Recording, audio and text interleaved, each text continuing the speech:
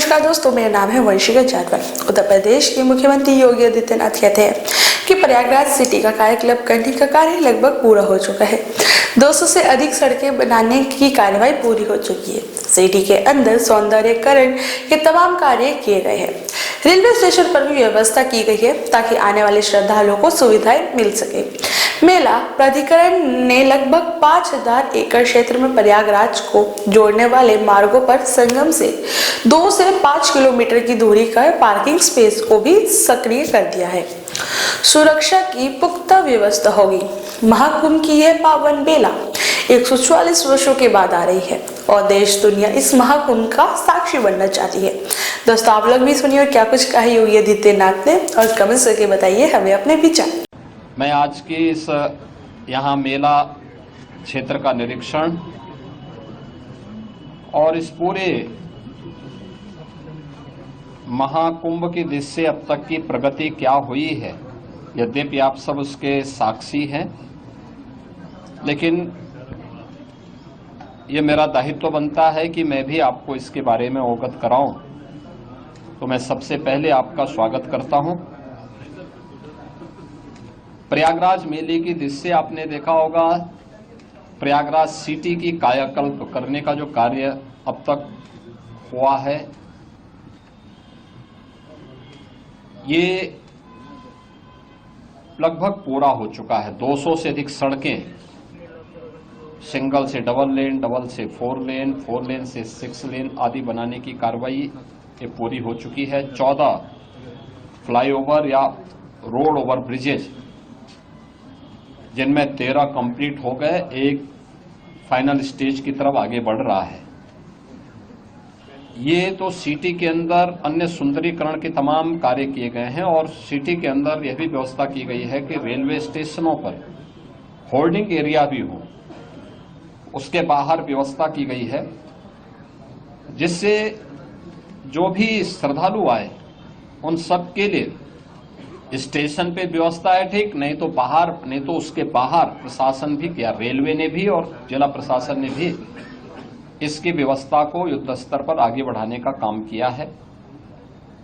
मेला प्राधिकरण ने यहां पर लगभग 5000 एकड़ क्षेत्रफल में प्रयागराज को जोड़ने वाले मार्गों पर संगम से 2 से 5 किलोमीटर की दूरी पर पार्किंग स्पेस भी चिन्हित करके उन्हें सक्रिय कर दिया है। हर पार्किंग स्थल पर चौकी भी होगी, सुरक्षा की पुख्ता व्यवस्था भी होगी, पब्लिक एड्रेस सिस्टम भी होगा। इस सारी कार्रवाई आगे बढ़ाई जा चुकी है। पेंटोन ब्रिज पहली बार हम लोगों ने इनकी संख्या 2019 में बढ़ाई थी, जो 22 तक पहुंची थी। इस बार महाकुंभ को देखते हुए 30 पेंटोन ब्रिज बनाए जा रहे हैं, जिनमें 28 बनकर के तैयार हो चुके हैं। 2 अगले 3-4 दिन के अंदर वह भी बनकर के तैयार होंगे। 12 किलोमीटर का अस्थायी घाट यहां पर तैयार किया जा रहा है और लगभग वे सभी तैयार हैं। कुछ पक्के घाट बनाए जा रहे हैं। अरेल की ओर एक पक्का घाट बन रहा है, अगले 2-3 दिन के अंदर उसको भी कंप्लीट कर लिया जाएगा। चेकर्ड प्लेट यहां पर लगभग 530 किलोमीटर के दायरे में ये सब बिछाई जा चुकी हैं और इसी प्रकार से शुद्ध पेयजल लोगों को उपलब्ध हो सके, श्रद्धालुओं को उपलब्ध हो सके, संतों को उपलब्ध हो सके, इसके लिए भी 450 किलोमीटर की शुद्ध पेयजल की लाइन भी यहां बिछाई जा चुकी है। मेला अपना एक शेप लगभग ले चुका है, केवल संस्थाओं को आना बाकी है। संस्थाएं आ रही हैं, 7000 से अधिक संस्थाएं अब तक आ चुकी हैं। 1.5 लाख से अधिक टेंटेज की व्यवस्था मेला प्राधिकरण ने यहां के लिए किया है और यह कार्यक्रम युद्ध स्तर पर आगे बढ़ रहा है और लोगों में उत्साह है। देश और दुनिया प्रयागराज कुंभ में आने के लिए उत्सुक है। उत्तर प्रदेश और देश के इस सबसे बड़े आध्यात्मिक और धार्मिक समागम को अपनी आंखों से देखना चाहता है। 144 वर्ष के बाद महाकुंभ का यह मुहूर्त आ रहा है और इस महा समागम का साक्षी देश और दुनिया बनना चाहता है। इसके लिए हर प्रकार की व्यवस्थाएं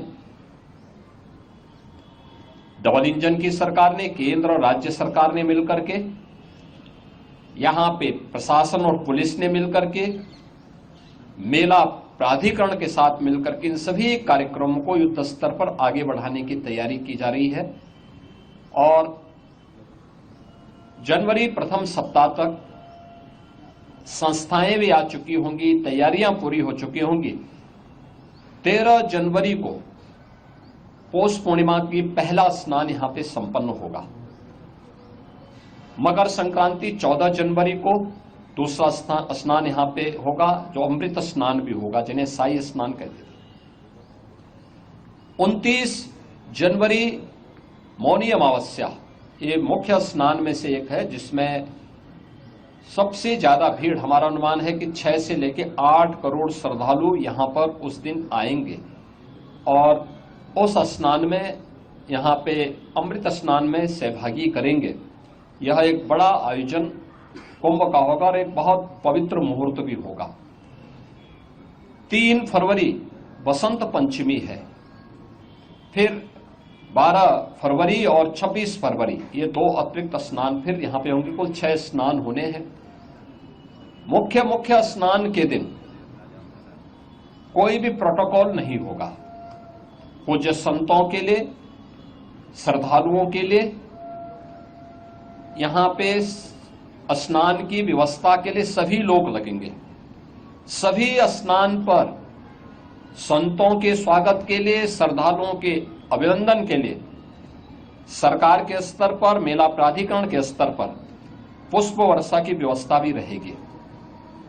और उसके लिए हम लोग पूरी तैयारी कर रहे हैं, क्योंकि ये दुर्लभ संजोग है। उस दुर्लभ संजोग के साक्षी बनने के लिए देश और दुनिया से जो भी श्रद्धालु आएगा उसको उस प्रकार का अवसर मिलना चाहिए। प्रकृति और परमात्मा की कृपा से, भगवान प्रयागराज की कृपा से, द्वादश माधव की कृपा और मां गंगा और मां यमुना की कृपा से ये पूरे कार्यक्रम सकुशल संपन्न हो। आज इस दृश्य मैंने यहाँ बैठक की है, पूजा भी की है और आप सबके सहयोग से इस पूरे आयोजन को पूरी भव्यता के साथ यहाँ पे आयोजित करने का गौरव यहाँ पे डबल इंजन की सरकार को प्राप्त होगा, प्रयागराज मेला प्राधिकरण को प्राप्त होगा और प्रयागराज वासियों को प्राप्त होगा। मेरी प्रयागराज वासियों से ये अपील होगी कि स्वच्छता का और आतिथ्य सेवा का जो उदाहरण प्रयागराज ने इससे पहले किया है 2019 के कुंभ में, उससे अच्छा अवसर इस बार उनके सामने आने जा रहा है। और हमारा प्रयागराज तो उसके लिए वैसे भी जाना जाता है। तो आतिथ्य सेवा के साथ साथ स्वच्छता का एक उत्कृष्ट उदाहरण प्रयागराज प्रस्तुत करेगा। इस विश्वास के साथ मैं वर्ष 2025 की अपनी मंगलमय शुभकामनाएं पूरे प्रदेशवासियों को देता हूं।